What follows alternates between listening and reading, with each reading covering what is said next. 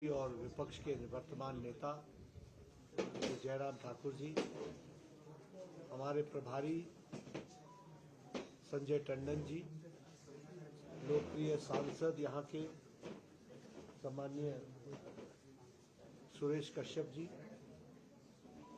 राज्यसभा में मेरे साथी सिकंदर जी, रणधीर शर्मा जी, राज्यसभा में मेरे साथी हर्ष महाजन जी, राकेश जमवाल जी और यहाँ उपस्थित हमारे सभी वरिष्ठ पत्रकार बंधु, मीडिया के और प्रिंट मीडिया और इलेक्ट्रॉनिक मीडिया के मेरे साथी। सबसे पहले तो मेरा ये सौभाग्य है कि मुझे आज अपने कर्म भूमि पर आने का मौका मिला है और अपने सभी वरिष्ठ पत्रकारों से भी मिलने का मौका मिला है।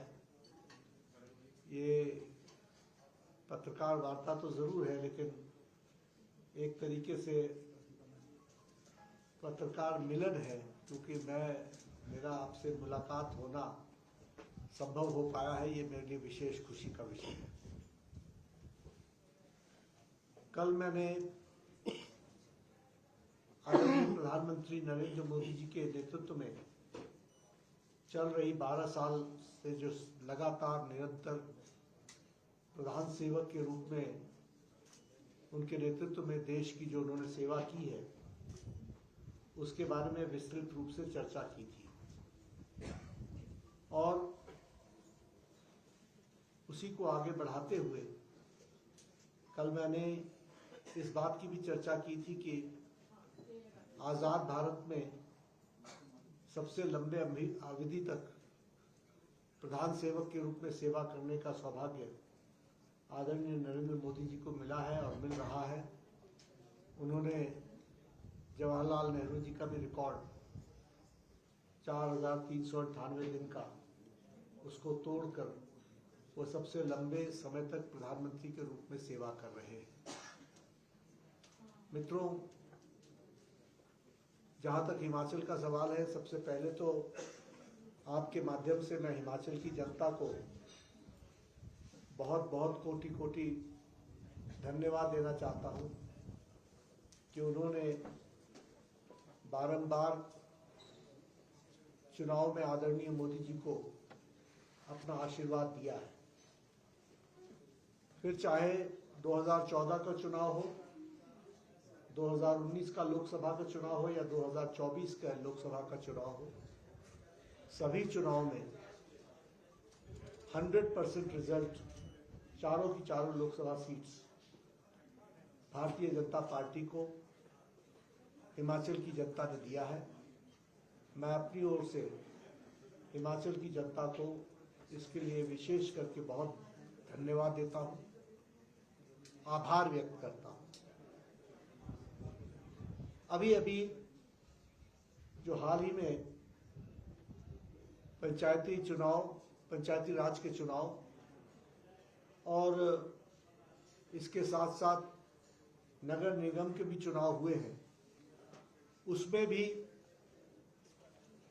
एक तरफा भारतीय जनता पार्टी को आशीर्वाद मिला है। सभी नगर निकायों के चुनाव में भारतीय जनता पार्टी को आप सब ने सफलता दिलाई है। मैं इसके लिए भी हिमाचल की जनता को बहुत बहुत धन्यवाद देता हूं और उनका आभार व्यक्त करता हूं। और यह चुनाव के नतीजे हिमाचल के जनता का मूड क्या है उसको भी प्रतिलक्षित करता है और जनता का मूड स्पष्ट रूप में भारतीय जनता पार्टी के पक्ष में है, ऐसा हम सबको दिखता है। मित्रों, मैंने आपसे कहा कि आपका आशीर्वाद हमको हमेशा मिला है। आशीर्वाद के साथ साथ देश में मोदी जी के नेतृत्व में हमने बहुत बड़ी प्रगति भी की है और विकास की एक लंबी छलांग लगाई है। और अर्थतंत्र की दृष्टि से देखा जाए तो आज हम मजबूत अर्थतंत्र के ढांचे में खड़े हैं। यह भारत को हम देखते हैं। हम फ्रेजाइल 5 से निकल करके fourth largest fast moving economy के रूप में हम दिखता है। जो इन्फ्लेशन डबल डिजिट पे था वो आज बिल्कुल कंट्रोल में है। जो पॉलिसी पैरालिसिस से हम गुजर रहे थे उससे निकल करके एक मजबूत निर्णायक सरकार आदरणीय मोदी जी के नेतृत्व में हम सबको दिखता है।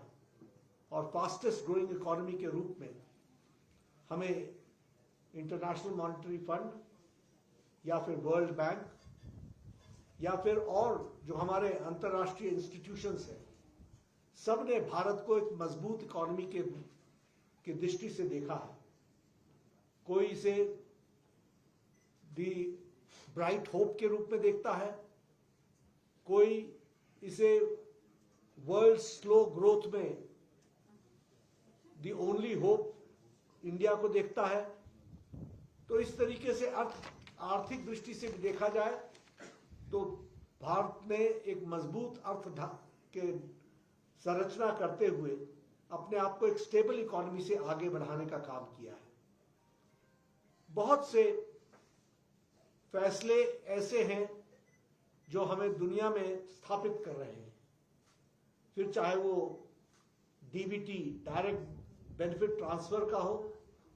लगभग 51 lakh crore has been disbursed through DBT और इसमें लगभग 4.3 लाख करोड़ जो लीकेज होता था उसको हम रोक पाए हैं। तो आप समझ सकते हैं कि अर्थ की दृष्टि से, आर्थिक दृष्टि से कितना बड़ा देश को लाभ हो सकता है। इसको भी हमको ध्यान में रखना चाहिए। मैं हिमाचल के संदर्भ में बात करूं तो मैं एक बात जरूर कहना चाहता हूं कि यहां एक धारणा बनाई जा रही है और सुखविंदर जी की सरकार अपनी अकर्मण्यता को छुपाने के लिए एक नैरेटिव गढ़ा जा रहा है कि केंद्र से मदद नहीं मिल रही। मैं यहां स्पष्ट करना चाहता हूं और भारत सरकार का मंत्री होने के नाते, मोदी जी के नेतृत्व में चलने वाली सरकार का एक मंत्री होने के नाते जिम्मेवारी के साथ कहना चाहता हूं कि भारत सरकार ने बढ़ चढ़कर हिमाचल को हमेशा समर्थन दिया है, आर्थिक सहायता दी है और जो ड्यू नहीं है वो भी देने का प्रयास हिमाचल को किया गया है। और मैं यह भी आपके माध्यम से हिमाचल की जनता को बताना चाहता हूं कि भारत सरकार के पास फंड्स की कोई कमी नहीं है और हिमाचल के लिए तो कदापि नहीं है, वैसे किसी के लिए भी नहीं है, लेकिन हिमाचल मोदी जी के लिए विशेष स्थान रखता है, ये आप सब जानते हैं। मैं आपके सामने कुछ आंकड़े रखना चाहता हूं। 2024-25 के साल में 2381 करोड़ रुपए स्पेशल असिस्टेंस के रूप में भारत सरकार ने हिमाचल को दिया है। उसी तरीके से 2024-25 में ही एनडीआरएफ से पोस्ट डिजास्टर रिकवरी के लिए और रिकंस्ट्रक्शन के लिए 2006 करोड़ रुपए अलग से दिए गए और एक्सटर्नली एडेड प्रोजेक्ट में 2150 करोड़ रिकंस्ट्रक्शन के लिए दिया गया है, रिकंस्ट्रक्शन के लिए दिया गया है। आज नेशनल हाईवेज का जाल बिछाया जा रहा है। 4 लेनिंग में हिमाचल प्रदेश में लगभग 40,000 करोड़ रुपीस स्पेंड हुए हैं और 668 किलोमीटर्स 4 लेन्स बनी है। 668 किलोमीटर्स इंपॉर्टेंट मेजर कॉरिडोर्स पे काम चल रहा है। प्रदेश को क्रिस क्रॉस किया गया है कनेक्टिविटी की दृष्टि से। कीरतपुर से लेकर के मनाली तक, शिमला से लेकर के धर्मशाला तक, पठानकोट से मंडी, शिमला से मटौर, पिंजौर, बद्दी, नालागढ़, परवाणु सोलन शिमला, ये कुछ प्रोजेक्ट्स हैं जो 4 लेन के माध्यम से हिमाचल प्रदेश को टूरिज्म को बढ़ावा देने के लिए और हिमाचल की जनता को कनेक्टिविटी मिलने के लिए मुख्य रूप से काम हुआ है। हाइडल प्रोजेक्ट की दृष्टि से अगर हम जाने, आप सब पत्रकार रेणुका डैम के बारे में लंबे समय से लिखते रहे। रेणुका डैम को नेशनल इंपॉर्टेंस का प्रोजेक्ट डिक्लेयर कर दिया गया है और 7,000 करोड़ रुपए उसके लिए सैंक्शन हो चुके हैं। हमारे लूरी स्टेज 1 हाइड्रो प्रोजेक्ट के लिए 1,800 करोड़ रुपए सैंक्शन हो चुके हैं और काम चल रहा है। Indian institute of management Sirmaur operational हो रहा है, 531 करोड़ रुपीस उसमें भी खर्च हुए हैं। Indian institute of information and technology Una, इसको 13 अक्टूबर 2022 को डेडिकेट कर दिया गया है। स्मार्ट सिटीज में शिमला और धर्मशाला जहां इंक्लूड हुए हैं, वहीं 1,188 करोड़ रुपए इस पर खर्च हुए हैं। उसी तरीके से रेलवेज में इसी साल हिमाचल के लिए 2,911 करोड़ रुपए खर्च हो रहे हैं, 2,911 करोड़ रुपीस। 4 प्रोजेक्ट्स पर काम चल रहा है। 255 किलोमीटर की रेल लाइन में 13,168 करोड़ रुपए खर्च हो रहे हैं। अमृत भारत के स्टेशन 4 स्टेशन को वर्ल्ड क्लास स्टेशंस बनाया जा रहा है, जिसमें अंब अंदौरा आता है, बैजनाथ पपरोला आता है, पालमपुर आता है, शिमला आता है। ये सब वर्ल्ड क्लास रेलवे स्टेशंस बनाए जा रहे हैं। उसी तरीके से वंदे भारत जो 165 से ज्यादा ट्रेन चल रही है, उसमें हिमाचल में भी दिल्ली अंब अंदौरा ये ट्रेन ऑपरेशनल है। इलेक्ट्रिसिटी में सूर्य घर योजना में बहुत बड़ा काम हुआ है। बहुत छोटी अवधि में 10,339 घरों के रूफटॉप्स पर सोलर पैनल्स लग चुके हैं। सब्सिडी 73 लाख की सब्सिडी दी जा चुकी है। हेल्थ केयर पर मैं विशेष करके आना चाहूंगा। हेल्थ केयर में एम्स बिलासपुर 1,400 करोड़ रुपए की लागत से तैयार है, ऑपरेशनल है। 2,000 करोड़ रुपए प्रति वर्ष उस पर खर्च हो रहे हैं। रेकरिंग कॉस्ट उसका 2,000 करोड़ रुपए है प्रति साल का। 547 नए मेडिकल कॉलेजेस बने हैं। कुल मिलाकर के देश में 820 मेडिकल कॉलेजेस बने हैं। चंबा, नाहन और हमीरपुर को 547 करोड़ रुपीस देकर के इन हॉस्पिटल्स को, इन मेडिकल कॉलेजेस को भी चलाया गया है। पीजीआई का सैटेलाइट सेंटर पर काम तीव्र गति से चल रहा है। 400 करोड़ रुपए से ज्यादा खर्च हो चुके हैं। सुपर स्पेशलिटी ब्लॉक जो चमियाना में बना है, वह भी 200 करोड़ रुपए की लागत से बना है।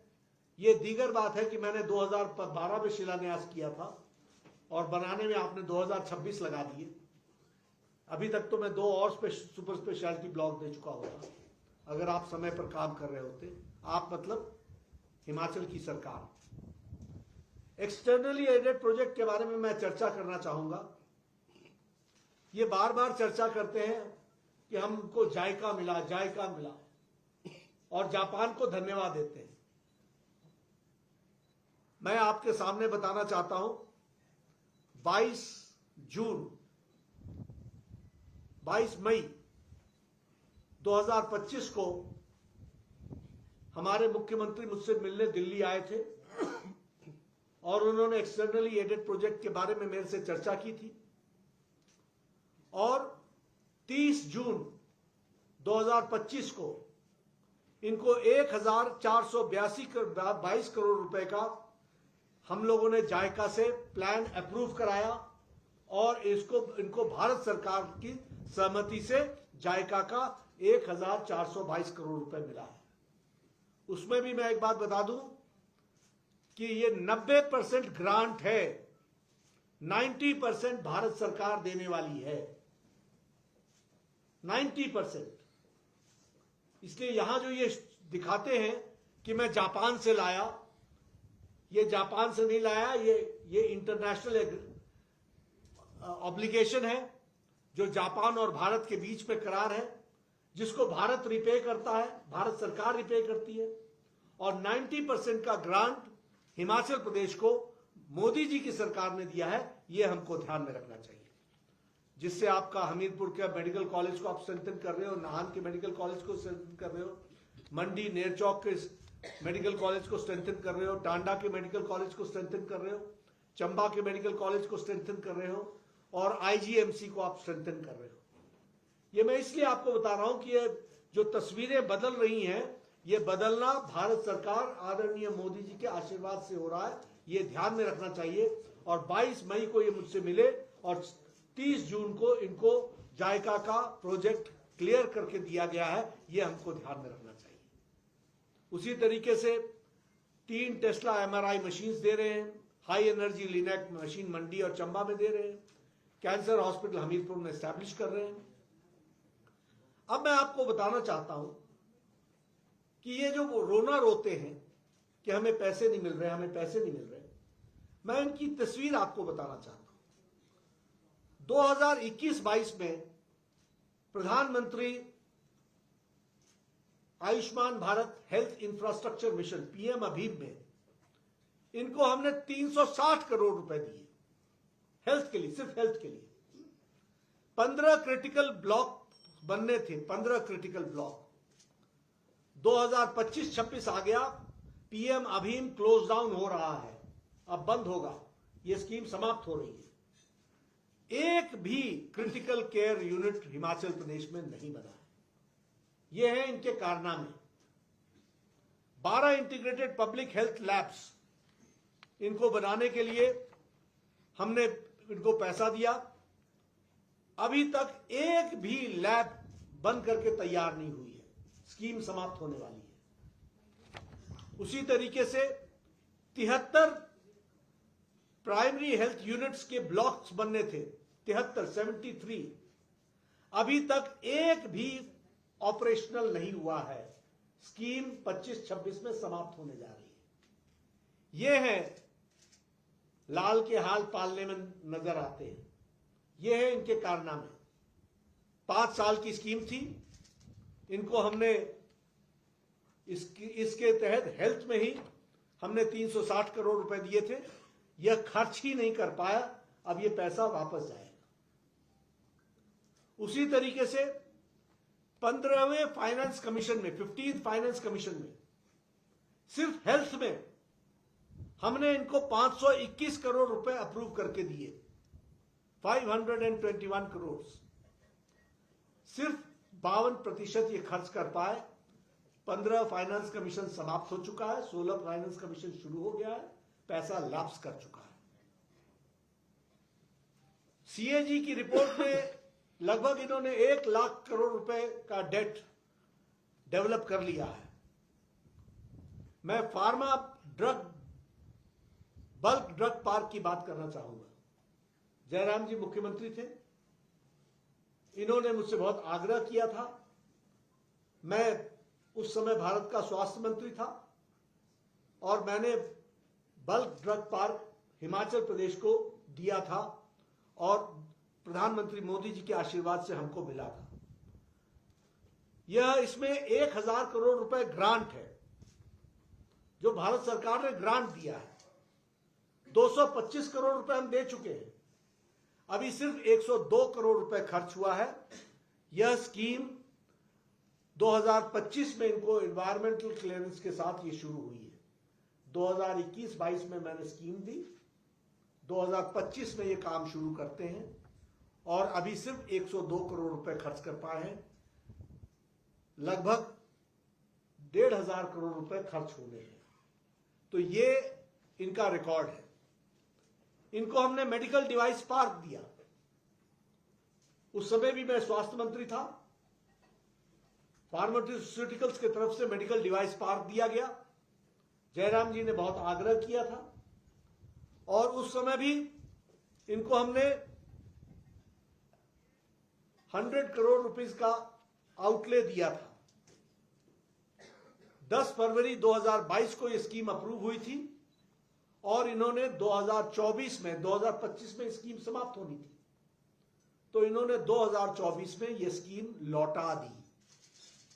आप देखिए, ऐसे भी हमारे सपूत हैं, ऐसे भी हमारे मुख्यमंत्री हैं जो स्कीम को लौटा देते हैं। उपयोग तो क्या करना, खर्च तो क्या करना। जो चीज भारत सरकार, गुजरात में जाकर के मेडिकल डिवाइस पार्क देखिए, वो एक इंटरनेशनल डेस्टिनेशन बन गया है। इसी तरीके से अन्य जगह स्टेट्स में काम चल रहा है, लेकिन हमारे यहां उसको वापस करने का काम भारत सरकार ने किया है। मैं यहां यह भी आपको बताना चाहता हूं कि यहां की फाइनेंशियल हेल्थ को की दृष्टि से अभी तक इनके कोई भी मैनिफेस्टो में कहे गए काम एक भी लागू नहीं हुए हैं और एक भी फुल्ली इंप्लीमेंट नहीं हुए हैं। ये हमको ध्यान में रखना चाहिए। मैं आपके सामने कुछ आंकड़े रखना चाहता हूं। हालांकि आंकड़े समझना थोड़ा सा एकदम आसान नहीं होता है, इसलिए मैं रिटन टेक्स्ट भी लाया हूं जो आपको इस मीडिया ब्रीफिंग के बाद मैं दे दूंगा ताकि आप इसका उपयोग कर लीजिए।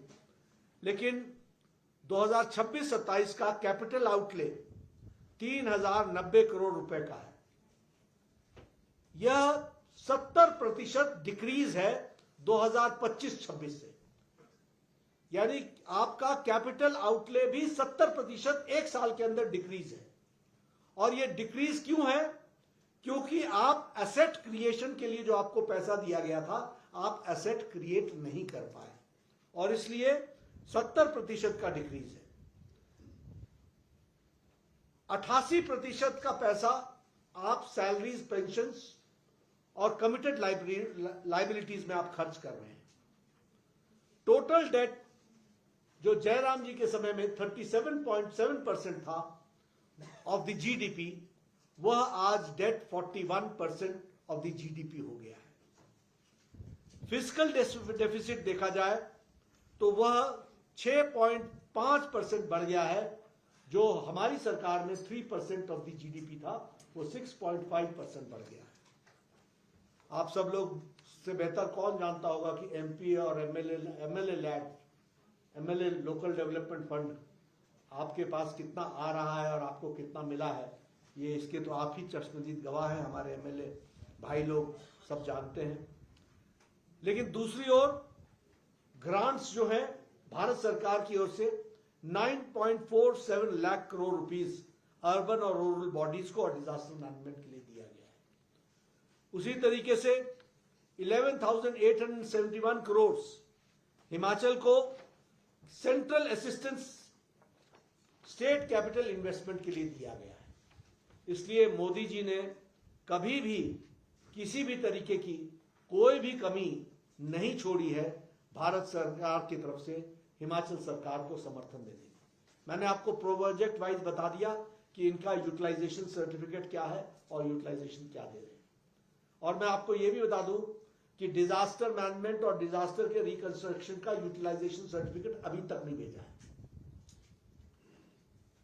उसी तरीके से ये जो 1500 करोड़ रुपए प्रधानमंत्री जी घोषित करके आए, जो बोलते हैं कि नहीं मिलता है, इनसे जो क्वेरी की गई, क्योंकि ये जब इनको बंदूक चाहिए, जब इनको रिवॉल्वर चाहिए होता है तो बंदूक का लाइसेंस मांगते हैं। ये इन्फ्लेटेड प्रोपोजिशंस भेजते हैं, जब क्वेरी लगती है तो उसका जवाब नहीं देते और उसके बावजूद भी सारी चीजें भारत सरकार की तरफ से तत्परता के साथ पाइपलाइन में डली हुई है। हम कभी भी हिमाचल को पैसा देने में कभी भी कोई गुरेज नहीं किया है, लेकिन जो दिया है वो इससे खर्च नहीं हो रहा है। ये मैंने आपके सामने बताने का प्रयास किया है। ये एडहॉक सरकार जो चल रही है, यहां additional chief secretary additional charge पर है, डीजीपी एडिशनल चार्ज पर है। वैसे तो मुख्यमंत्री खुद भी एडिशनल चार्ज पर ही है, सरकार तो दिल्ली चला रही है। ये तो यहाँ एडिशनल बैठे हुए हैं, उसी तरीके से आज ट्रेजरी व्हाट्सएप के मैसेजेस पर चल रहा है। ऑफिसर्स एक दूसरे पर सीरियस एलिगेशन चार्जेस लगा रहे हैं, भ्रष्टाचार की यह सीमा हो गई है, करप्शन की यह सीमा हो गई है, मॉरल अथॉरिटी इरोड कर गई है, कैबिनेट में मिनिस्टर झगड़ा कर रहे हैं, आपस में झगड़ते हैं, सीनियर ऑफिसर्स एक दूसरे पर आरोपित कर रहे हैं। इस तरीके की आज स्थिति हिमाचल प्रदेश की बनी हुई है। बड़ी संख्या में हिमाचल के कॉम्पिटेंट ऑफिसर्स दिल्ली जाने के लिए आतुर हैं, यहां छोड़ करके जाना चाहते हैं, एक्सोडस है। यह यहां की स्थिति है। और अगर मैं एक शब्द में बताना चाहूं तो एक होता है गुड गवर्नेंस, एक होता है गुड मैनेजमेंट, एक होता है बैड मैनेजमेंट। यहां तो नो मैनेजमेंट, मैनेजमेंट ही नहीं है, नो गवर्नेंस। गवर्नेंस नाम की चीज मुझे देखने को मिल ही नहीं रही है। और हिमाचल की जनता त्रस्त है, त्राहिमाम है।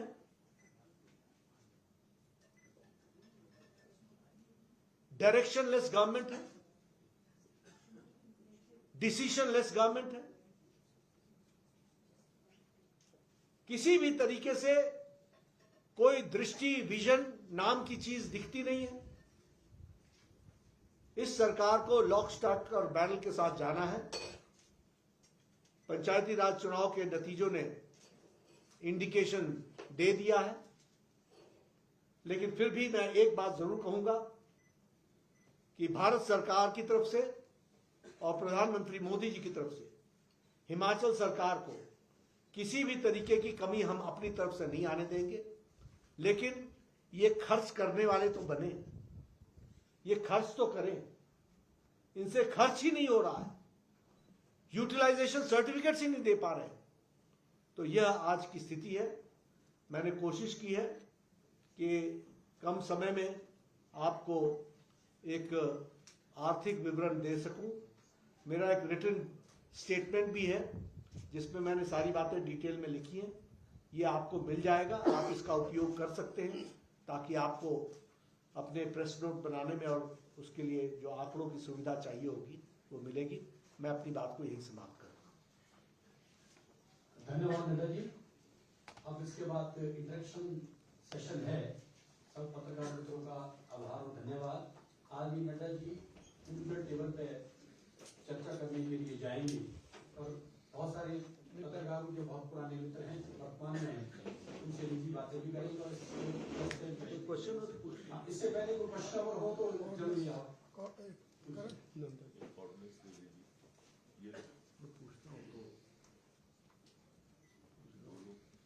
आपने जिक्र किया कि केंद्र सरकार कोई भी हिमाचल सरकार की मदद करने में कमी नहीं छोड़ रही है।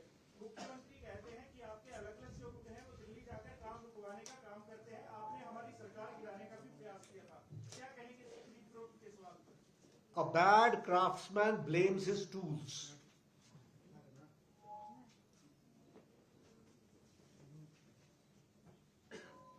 जो अच्छा बढ़ाई नहीं होता है वो अपने औजारों को दोष देता है। आप अपने काम में सुधार लाइए, गवर्नेंस कीजिए, अपना काम कीजिए।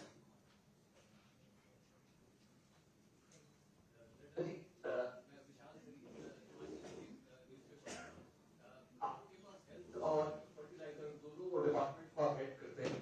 सॉरी माइक ठीक से नहीं चल पा रहा है। मैं जानना चाहता हूं कि एक तो हिमाचल में रिपोर्ट्स पिछले दिनों में cancer cases are on the rise because of use of fertilisers in Himachal. तो क्या इसके बारे में गवर्नमेंट ऑफ इंडिया कोई स्टडी के बारे में सोच रही है या कुछ इस तरह की कोई स्टडी पहले कंडक्ट की गई? फर्टिलाइजर डिपार्टमेंट की तरफ से एक स्कीम चल रही है पीएम प्रणाम। जो स्टेट जितना कम फर्टिलाइजर लेगा उससे जितनी सब्सिडी बचेगी वो उस स्टेट को एड के रूप में दे दी जाएगी। उपयोग सरकार को और प्रदेश को इसमें से करना है।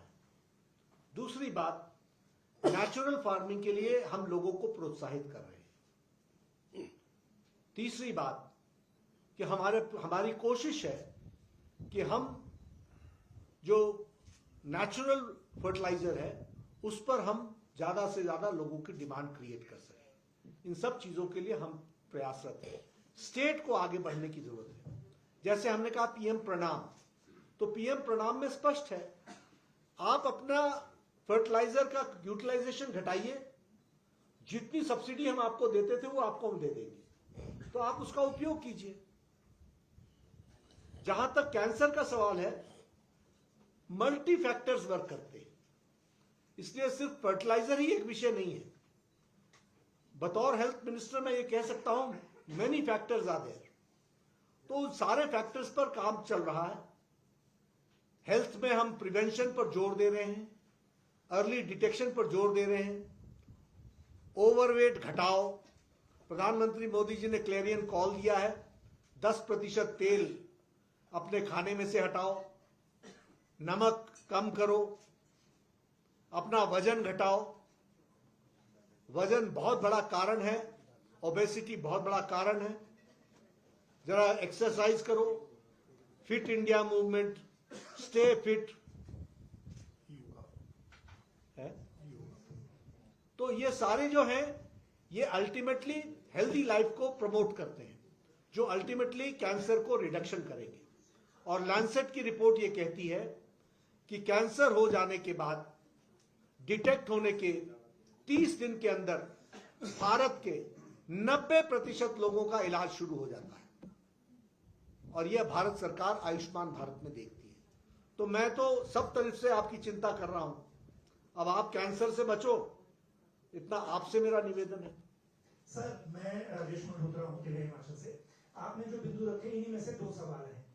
पहली बात, जो 1500 करोड़ का अनाउंसमेंट प्रधानमंत्री का था, जो आपने भी बात रखी, थोड़ा सा उसको स्पष्ट कर दीजिए कि इनकी तरफ से मतलब क्वेरी क्या आई थी जिसका रिप्लाई गवर्नमेंट ऑफ इंडिया को नहीं मिला, एक बात। सेकंड, बर्ड ड्रग पार्क है, क्या ये सही है? वैसे तो जो डेडलाइन तय थी उससे तो डिलेड है ही, वो तो दिख ही रहा है, लेकिन क्या गवर्नमेंट ऑफ इंडिया ने हिमाचल के विकल्प के तौर पर हरियाणा या किसी और स्टेट पर विचार चल रहा है, या अभी स्टेट गवर्नमेंट के साथ कोई डायलॉग होगा कि आप इसको टाइम के भीतर या विद इन फ्रेम में करें? पहला क्वेश्चन क्या था?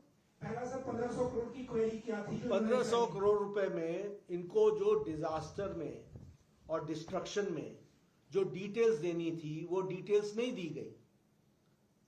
ये एब्स्ट्रैक्ट मांगते हैं पैसा। ये चाहते ये हैं कि तुम हमको पैसा दे दो, फिर भूल जाओ, और हम फिर खर्च करेंगे उसको सैलरीज में। तो हमने इनसे कहा कि भाई आपको आपके डैमेज कहां कहां है, उस डैमेज के लिए कितना पैसा दिया। और देखिए, जो 2300 करोड़ रुपए हमने दिया था 2024-25 में, उसकी यूटिलाइजेशन सर्टिफिकेट क्यों नहीं आ रही है? तो ये जो इनका तरीका है कि आप और क्वेरी हम क्या मांगते हैं? क्वेरी हम मांगते हैं कि भाई इतना खर्च होगा क्या? खर्च इतना होना है, हम आप 10 चीजें और मांग लो ना। 1500 रुपए तो 1500 करोड़ रुपए तो हमने आपको दे दिया। अब 1500 करोड़ रुपए में 1500 करोड़ रुपीस में आपने क्या क्या करना है, ये तो आपको बताना पड़ेगा ना। और वो कितना प्रैग्मेटिक है ये तो हम जरूर देखेंगे। और हिमाचल का जो रिकॉर्ड है वो ओबीडियंस का नहीं है। हिमाचल का रिकॉर्ड है यूटिलाइजेशन सर्टिफिकेट टाइमली भेजते नहीं है।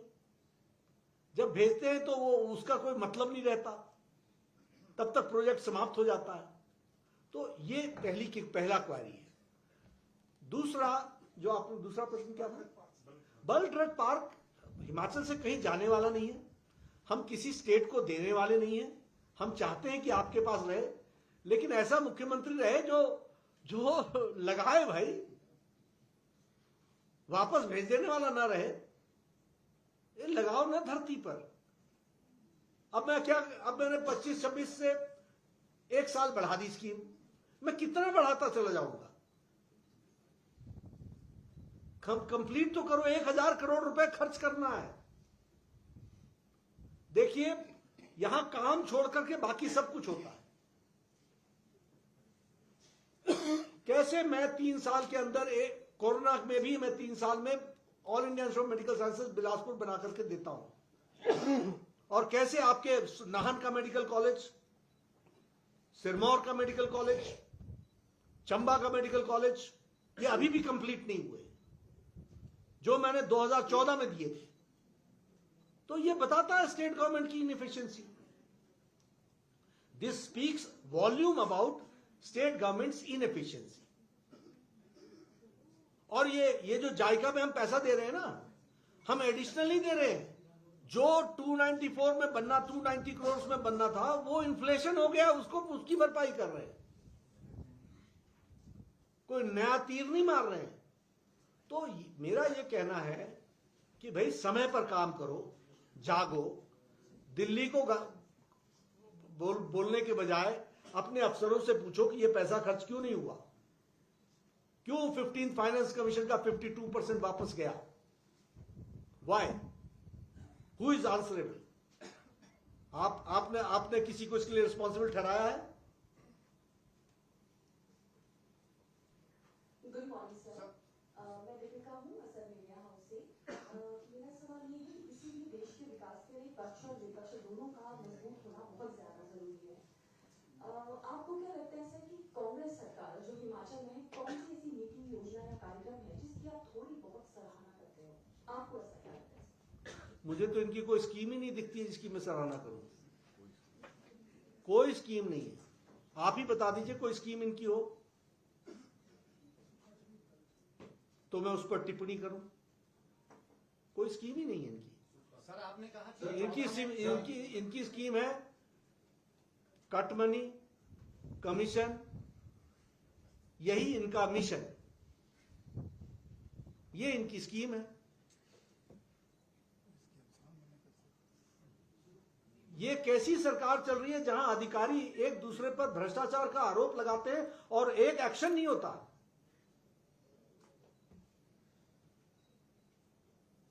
ये बताता है, it speaks volumes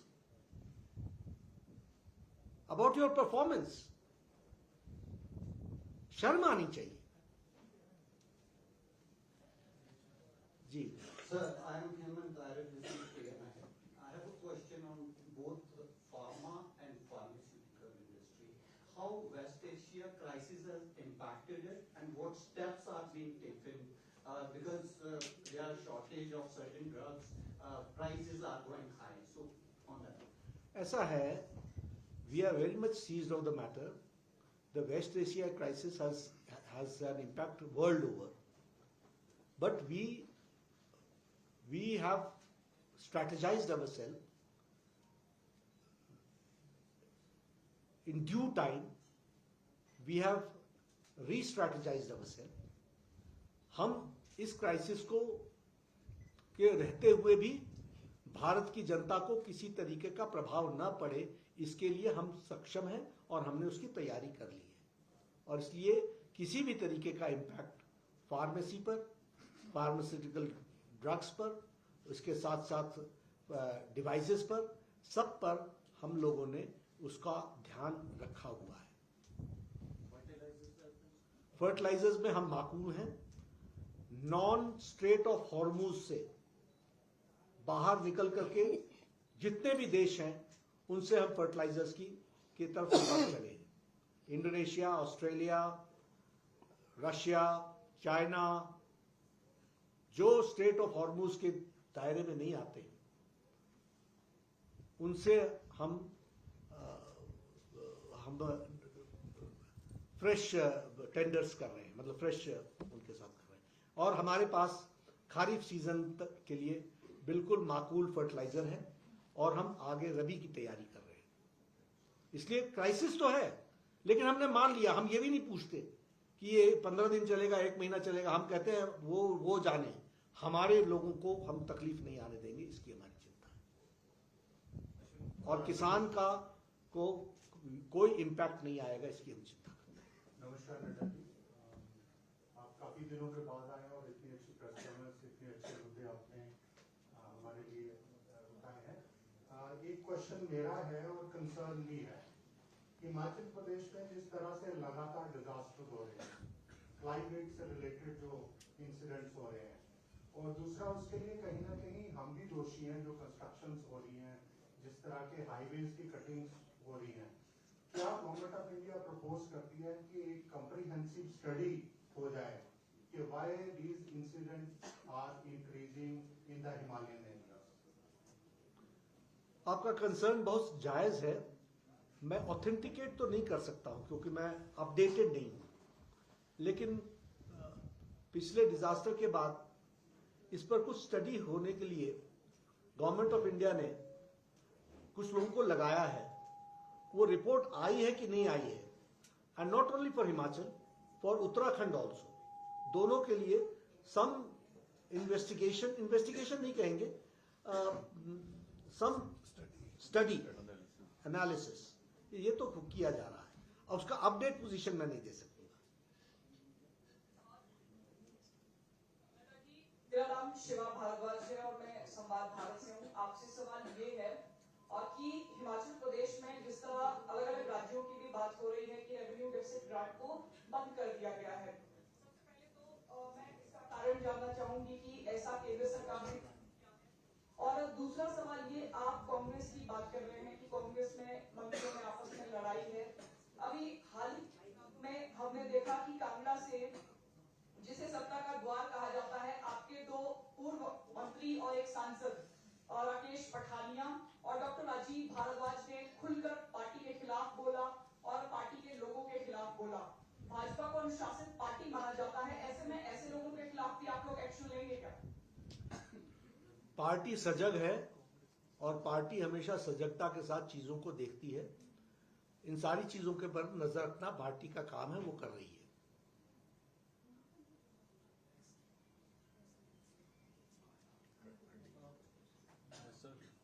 hello sir, मैं रविंद्र सिंह हूँ के भारत। मेरा सवाल आरडी से जुड़ा है। मुख्यमंत्री ये कहते हैं कि हिमाचल के जो सांसद है वो उन्होंने आरडीजी मामले में केंद्र सरकार के समक्ष सही तरीके से पैरवी नहीं की और बड़ा अमाउंट और हिमाचल का हक, इस तरीके से नैरेटिव केंद्र सरकार के खिलाफ और आप लोगों के खिलाफ गढ़ रहे हैं कि ये सब आप लोगों की विफलताओं के कारण आरडीजी बंद हुई है। दूसरा मेरा सवाल ये है कि आप कल से लेकर लगातार कह रहे हैं कि भाजपा का पूरे देश में बहुत फैलाव हो रहा है, एंटी इनकम्बेंसी को प्रो इनकम्बेंसी में बदला है। हालांकि सवाल थोड़ा लेट हो गया, लेकिन हिमाचल में इन सब के बावजूद हिमाचल में संभव क्यों नहीं हो पाए?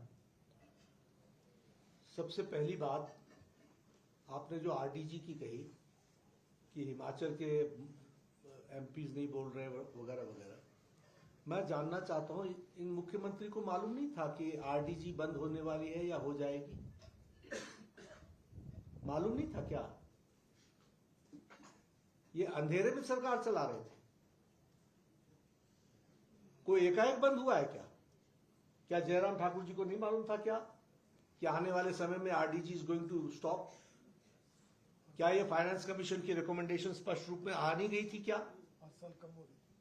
और हर साल कम नहीं हो रही थी क्या? और आपको अपने फाइनेंशियल डिसिप्लिन में सुधार लाना था, वो लाने का काम आपका नहीं था क्या? ये तो ऐसा हुआ कि हमने आपको कहा कि आपको अब 3 महीने बाद आपकी सैलरी बंद कर देंगे, तो आप तीसरे महीने बोलते मेरी बंद हो गई। मैंने तो 3 महीने पहले बोल दिया था। 17 राज्यों में हुआ है, उसमें भाजपा शासित राज्य भी आते हैं, मेजॉरिटी है। क्या कौन से आप आर्ग्यूमेंट लेकर के आते हो? मतलब आप नहीं, मुख्यमंत्री नहीं। आप सोचो कहीं मैं आपकी बुद्धिमत्ता पर प्रश्न खड़ा कर रहा हूं, तो ऐसा मैं हिमाकत नहीं कर सकता। लेकिन इनको आप ये पूछो, भाई बुद्धि कहां चली गई थी? मालूम नहीं था क्या? आफ्टर ऑल फाइनेंशियल डिसिप्लिन नाम की कोई चीज होती है। तुम कैपिटल एसेट क्रिएट नहीं कर रहे हो, जो हम पैसा दे रहे हैं वो आप लगा नहीं पा रहे हो। अभी मैं आपको बताता हूं, आप 5 साल बाद पूछूंगा आपसे, ये जायका का पैसा हम जितना दे करके जा रहे हैं, ये कितना धरती पर लगता है, मैं देखूंगा। कोई मॉनिटरिंग नहीं है यहां, कोई पूछता नहीं है, कोई वर्क कल्चर नहीं है। 8-8 महीने और लग जाते हैं टेंडर निकालने में। और टेंडर निकल करके फिर उसको रीटेंडर करते हो क्योंकि तुम्हारा ठेकेदार नहीं आता। कमीशन, कट मनी, आप सरकार कहां चला रहे हो? आप तो भ्रष्टाचार के माध्यम बन रहे हो। तभी अफसर की हिम्मत होती है ना कि वो एक दूसरे पर आरोप लगाए। अटैची वाली सरकार है।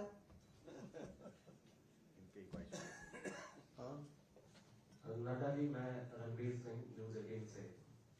अमेरिका में हमारे 3 नागरिकों की हत्या की थी, उसके बारे में प्रतिक्रिया। और मुझे लगता है हम हिमाचल पर ही रहे तो अच्छा रहेगा। हिमाचल से आदित्य शर्मा भी है सर। हाँ ठीक है, अलग से बात करूंगा। मुझे लगता है काफी हो गया।